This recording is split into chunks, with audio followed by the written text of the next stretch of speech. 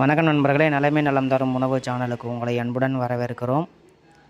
இன்றைக்கி என்ன பதிவுனா, உணவு பற்றி ஒரு பதிவு. நிறைய இடத்துல ஏதோ ஒரு விதத்தில் உணவு நம்ம நிறைய வேஸ்ட் பண்ணுறோம், வீணடிக்கிறோம். அது காசு கொடுத்து வாங்கின பொருளாக இருந்தாலும் சரி, இல்லை அன்னதானமாக இருந்தாலும் சரி, இல்லை ஒரு விழாக்கள் கொடுக்க வேண்டிய நமக்கு அளிக்க வேண்டிய உணவு இருந்தாலும் சரி, நிறைய நம்ம வீணடிக்கிறோம். ஒரு உதாரணம் பாருங்களேன், ஒரு ஃபாஸ்ட்டு ஃபுட்டு, அந்த பானிபூரி, பர்கர், பீஸா, நிறைய விதங்கள் இருக்குது. அதில் பார்த்திங்கன்னா கொஞ்சம் கூட நம்ம மிச்சம் இல்லாமல் சாப்பிட்றோம். ஆனால் சாப்பாடு விஷயத்தில் மட்டும் நிறைய வீணடிக்கிறோம். ஏன்னா நமக்கு போதுன்ற அளவுக்கு நம்ம எடுத்துக்கொண்டால் வீணாகாது. ஓடுற வரைக்கும் கொடுக்கட்டும், நம்ம சாப்பிட்லாம் நினச்சி நம்ம சாப்பிட்றோம். பசியில் தெரியறது கிடையாது, நம்ம சாப்பிட்லான்னு. ஆனால் ஒரு அளவுக்கு தான் நம்ம வயிறு எடுத்துக்கும். அதுக்கு பிறகு எடுத்துக்காது. நம்ம என்ன பண்ணுறோம், அடுத்த விஷயம் கொண்டு போய் அப்படியே வச்சிடுறோம். வீட்லேயும் அப்படி தான். நம்ம வீட்டில் விட அதிகமாக வீணடிக்கிற எங்கன்னு பார்த்திங்கன்னா வெளியில் தான். வீட்டில் அதிக சாப்பாடு ஆன உடனே நைட்டு சாப்பாடு மறுநாள் காலையில் கொண்டு போய் கொட்டிடுறாங்க. வடிக்கும்போது கொஞ்சம் கம்மியாக வடிக்கலாம். அந்த அளவுக்கு உணவு ரொம்ப இன்றைய காலத்தில் ரொம்ப ரொம்ப ரொம்ப ஒரு முக்கியமான ஒரு விஷயங்க அது. நெல்மணிகள் நம்ம உருவாகி வரும்போது நிலைமை பார்த்திங்கன்னா, மழை, காற்று, வெயில், இந்த இயற்கை சீற்றங்கள்லாம் தாண்டி அந்த அறுவடை பண்ணும்போது சிதறி போக அந்த மூட்டையில் வரும் பாருங்கள், அதில் தப்பிச்சு அதே மாதிரி மில்லுக்கு போகும். மில்லில் போயிட்டு அதுலேயும் சிந்தி சிதறி அதுலேயும் தப்பிச்சு அந்த மூட்டையில் வரும். அதே மாதிரி கடையிலையும் அதே மாதிரி தான். எடை போக மீதி அதில் தப்பிச்செல்லாம் அந்த அரிசி அந்த பாக்கெட்டில் வருது. அதே மாதிரி வீட்டுக்கு அரிசி அளக்கும் போதும் அதுலேயும் சிந்தாமல் சிதறாமல் நிறைய பேர் போடுறாங்க. சில பேர் சிந்தி சிதறியும் போடுறாங்க, அதுலேயும் தப்பித்து வருது. அதுலேயும் பானையில் சாதம் வடிக்கும் போதும் சரி, அதுலேயும் அன்னம் போக அதுலேயே கஞ்சிலையும் சில உணவுகள் போயிடும், அதுலேயும் தப்பிச்சு நம்ம தட்டிலையும் இலையும் உழுது. அவ்வளோ கஷ்டப்பட்டு அந்த அரிசி, அந்த சாப்பாடு என்பது நம்ம சாப்பிட்ற டயத்துக்கு அந்த தட்டில் விழும்போது, நம்ம அது வீணடிக்கும்போது என்ன நிலைமை இருக்குன்னு தெரியுமா? அதோடய உணர்வு எப்படி சொல்கிறதுனா, ஒரு உதாரணம் சொல்கிறேன் பாருங்கள். ஒரு இன்டர்வியூக்கு நம்ம வேலைக்கு போகிறோம், நமக்கு எல்லா தகுதியும் இருக்குது, ஒரு போட்டியில் கலந்துக்கிறோம், எல்லா தகுதியும் நம்ம இருந்தும் அந்த போட்டியில் நம்ம கலந்துக்க போகிறோம்.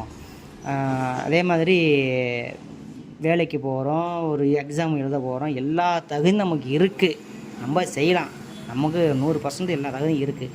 ஆனால் அந்த வேலை வரும்போது உங்களுக்கு வேலை இல்லை, அந்த போட்டியில் கலந்தும் போது உங்களுக்கு போட்டி இன்றைக்கி கலந்துக்க முடியாது என்ற ஒரு நிலைமை வரும்போது நம்முடைய மனநிலை எப்படி இருக்கும்? இந்த மாதிரி தான் எல்லா தகுதியும் இருந்து நமக்கு எதுவுமே கிடைக்கலையே, அந்த மாதிரி சாப்பாடும் எல்லா கஷ்டங்களையும் தாண்டி நம்ம தட்டில் விழும்போது, நம்ம அந்த சாப்பாடை வீணடிக்கும்போது அதே நிலைமை தான் அந்த சாப்பாட்டுக்கும் மனநிலை. இந்த மாதிரி சாப்பாடுகள்லேருந்து வீணடிக்காமல் நம்ம சாப்பிட்ணுங்க. சில பேர் நிறைய இடத்துல அன்னதானம் போடுறாங்க. அன்னதானம் பார்த்திங்கன்னா, அன்னதானம் போடும்போதும் கொடுக்கும்போதும் நிறைய சிந்தும் பாருங்களேன் அந்த இடத்துலையே. அதே மாதிரி வாங்குகிறவங்களும் சரி, உணவு தேவை என்பது வாங்கலாம், வேணான்றவங்க அப்படியே போயிடலாம். அப்படியே அந்த தட்டில் எடுத்து பாதி சாப்பிட்டு அப்படியே அந்த குப்பத்தில் போட்டு போயிடுறாங்க. இன்னொருத்தவங்க அதை விட ரொம்ப மோசங்க, தட்டோடு வச்சுட்டு போயிடுறாங்க அப்படியே சாப்பிடாம. எதுக்காக தான் அந்த உணவு வாங்குறாங்கன்னு தெரியல. அன்னதானம் என்பதுங்க, நீங்கள் அடிக்கடி கோயிலுக்கு போகும்போது நீங்கள் பார்த்துருக்கலாம், பிரசாதம் சொல்லி ஒரு கரண்டி கொடுப்பாங்க பாருங்கள். அந்த கரண்டியில் அந்த பிரசாதம் கொடுக்கும்போது நம்ம எல்லாமே சாப்பிடுவோம். அந்த கரண்டி நம்ம என்ன நினைப்போம்னா கொஞ்சோண்டு கொடுக்குறாங்கன்னு நினைப்பாங்க. அது அப்படி கிடையாது. நம்ம உணவு வீணடிக்கக்கூடாது என்பதுக்காக தான் அந்த ஒரு கரண்டி கொடுக்குறாங்க. அந்த ஒரு கரண்டி வாங்கும்போது நம்ம இன்னொரு வாட்டி வாங்கலான்னு மனசு தோணும். ஏன்னா நம்ம பத்துறது கிடையாது. அதனால் உணவு என்பது மிக மிக மிக ஒரு உன்னதமான ஒரு விஷயம். அந்த உணவு நம்ம வீணடிக்கக்கூடாது. ஒரு கல்யாணத்துக்கு நீங்கள் போகிறீங்கன்னா, அவங்களுக்கு பேர் வேணும்னு நினச்சிக்கிட்டு எல்லா வகை உணவும் அந்த இலையில் வைக்கிறாங்க. போதுன்னு சொல்கிற ஒரே விஷயம் பார்த்திங்கன்னா உணவு தான். நிறைய அந்த இடையில வச்சு சாப்பிட முடியாமல் அப்படியே வச்சுட்டு போயிடுறாங்க. அது யாருக்கு என்ன பலன்னு தெரியல. ஒன்று சொல்கிறேன், இந்த அன்னம் கொடுக்குறதும் சாப்பாடு போடுறதும் வீணடிக்கும் போது அந்த உணவு கொடுக்க சாபம் பார்த்திங்கன்னா, யார் அந்த உணவு கொண்டு வராங்களோ, யார் அந்த உணவு தயார் பண்ணுறாங்களோ, யார் அந்த அன்னதானம் போடுறாங்களோ அவங்களுக்கு போய் அந்த சாபம் சேரும். ஓகேவா? கல்யாணத்தில் இவ்வளோ செலவு பண்ணி நிறைய பேர் நல்லா சாப்பிட்ணும், நிறைய செய்யணும்னு சொல்லி நிறைய பண்ணுறாங்க.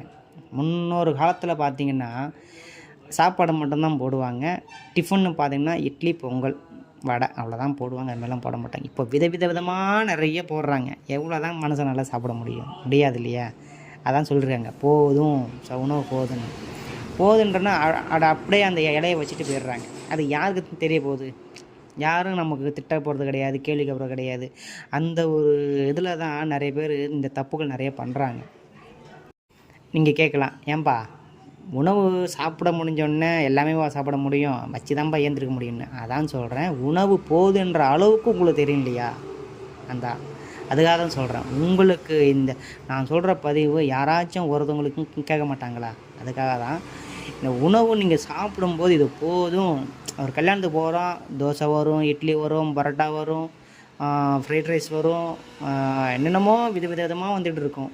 உங்களுக்கு என்ன தேவை, நம்ம இன்றைக்கி என்ன சாப்பிட போகிறோம், அது வரைக்கும் போதுன்னு சொன்னால் அவங்க வைக்க மாட்டாங்க, போயிடுவாங்க.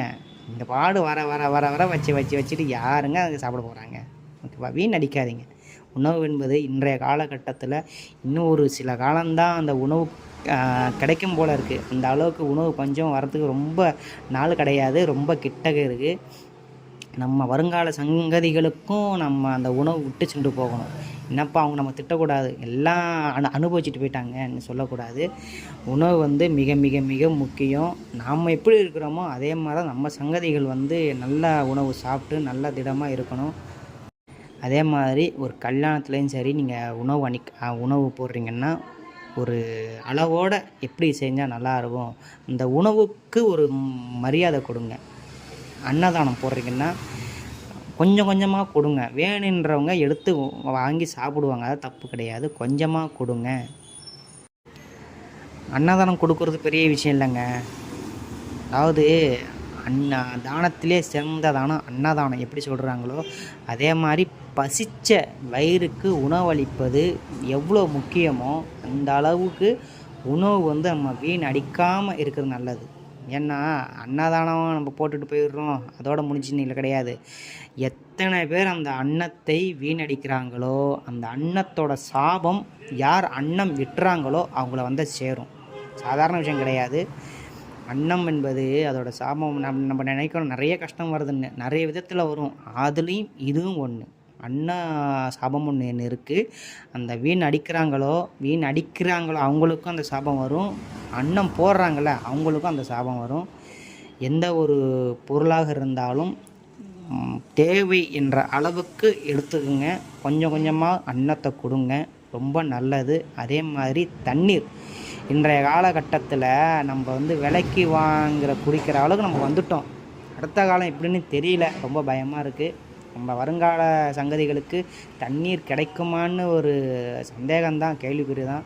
அதால் மழை வந்து வருஷம், அதாவது காலம் தவறி மழை பெஞ்சாலும் போதுன்ற அளவுக்கு மழை பெய்யுது. அந்த மழையை நம்ம சேமிக்கணும். சேமித்து வச்சோம்னா நம்ம சங்கதிக்காக, எப்படி நம்ம வந்து சொத்தெல்லாம் சேர்த்து வச்சவங்கன்னா சாப்பிட்றது கிடையாது.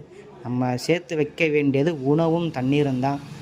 எது இல்லாமல் இருந்துடலாம், இந்த ரெண்டு இல்லாமல் இருக்கவே முடியாது. அதால் நம்ம சங்கதிகளுக்காக நமக்காக உணவும் தண்ணீரும் சேமித்து வைச்சா நமக்கும் நல்லது, நம்ம வாழ்க்கைக்கும் நல்லது, நம் முன்னேற்றத்துக்கும் நல்லது. ஓகேவா? இன்றைக்கு ஒரு உணவு பற்றி சொல்லியிருக்கோம். வேறு ஒரு தலைப்பில் ஒரு விஷயத்தில் நம்ம சந்திப்போம். இந்த பதிவு கேட்டதுக்கு மிக்க மிக்க நன்றி. வாழ்க வளமுடன், வளர நலமுடன், வாழ்க பல்லாண்டு. வாழ்த்துக்கள். நன்றி, வணக்கம்.